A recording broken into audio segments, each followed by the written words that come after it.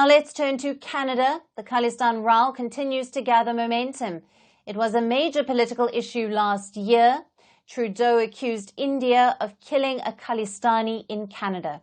His name was Hardeep Singh Nijjar. New Delhi considered him to be a terrorist, but Trudeau disagreed. He believed it was an issue of free speech. However, that defense is now looking weak. Canadian media has just published an exhaustive investigation. It takes a deep dive into Nijjar's life, his childhood in Punjab, his links to Khalistanis, his escape from India, and his new career in Canada.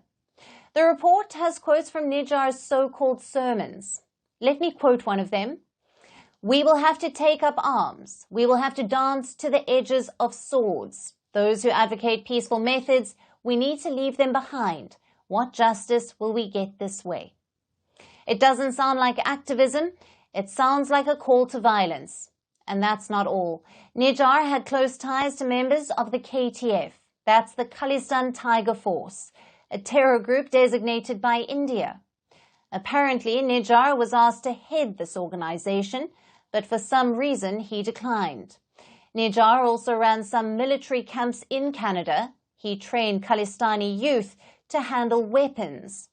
The question is, did Trudeau's government know about this? Chances are they did. Nijjar had been placed on a no-fly list. He was questioned multiple times by Canadian cops. Even his bank accounts and businesses had been frozen. So clearly the government was onto something. In 2019, Canada went a step ahead. Their public safety department listed the top 5 terror threats. Among them was Sikh extremism. The likes of Nijjar pushed back against this. So Justin Trudeau got involved. Eventually, his government removed Sikh extremism from the list. So the bottom line is quite clear. Canada was well aware of Nijjar's politics. He was advocating violence from Canadian soil. Yet the same Canada is honouring Nijjar. Last week marked his 1-year death anniversary. Canada's Parliament held a moment of silence for him. Take a look. Following discussions among representatives of all parties in the House, I understand that there is an agreement to observe a moment of silence in memory of Hardeep Singh Nijjar, assassinated in Surrey, British Columbia, 1 year ago today. I now invite honourable members to rise.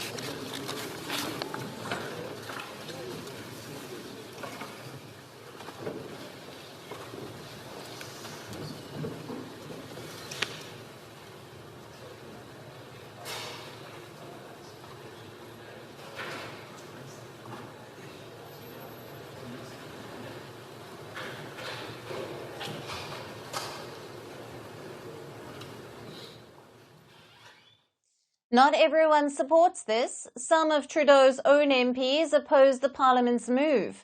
They said Nijjar wasn't worth celebrating. Many Canadians are not aware that even today, the ideology responsible for this terrorist attack is still alive among few people in Canada.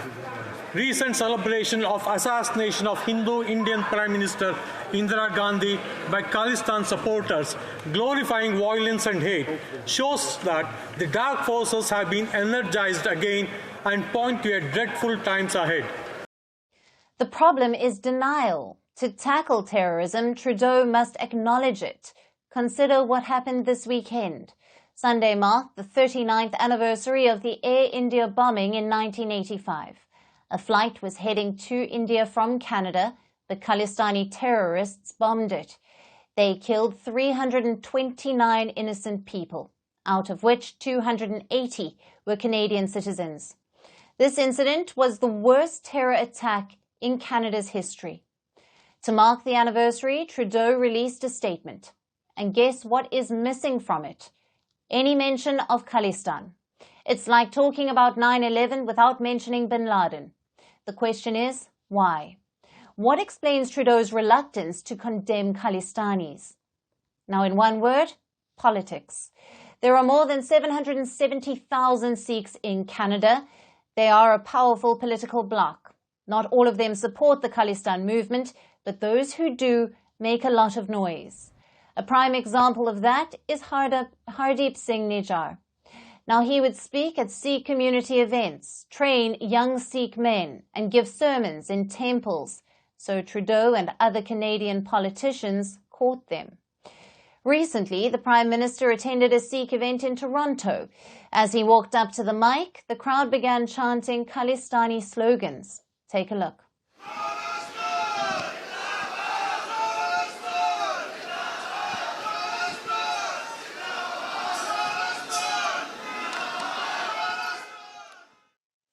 Now we have more examples. The Khalistani tableau glorify the assassination of Indira Gandhi, India's former Prime Minister who was killed by her Sikh bodyguard.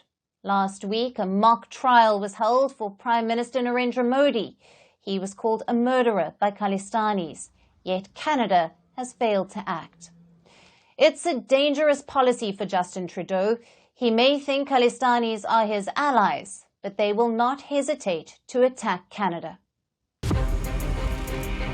From impeachments to inaugurations, if it's a political story, we are on the scene. The race for the White House is heating up. We're beating Biden. How dare he say that? If it's breaking news, we're live with the latest coverage. From the White House, the State Department, and Capitol Hill, we know the issues, but above all, we know the players to bring you the latest in-depth analysis on all the key stories that we're covering. I'm Eric Ham. Join me from Washington here on Firstpost America.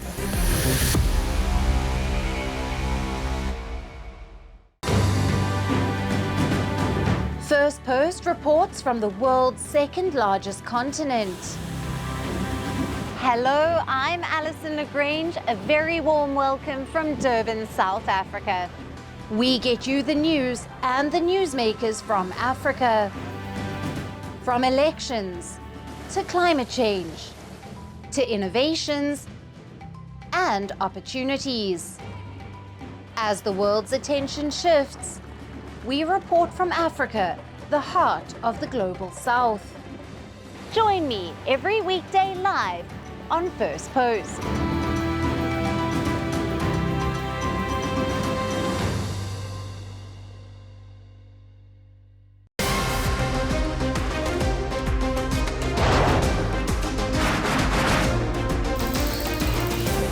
Obviously today, the T20 World Cup bandwagon has moved across to the West Indies. What can we expect from this?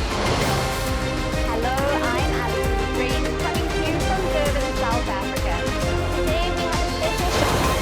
We start with a report on India's shifting nuclear posture. The first time since India officially became a nuclear power. Hello and welcome to Firstpost America. I'm Eric Ham, coming to you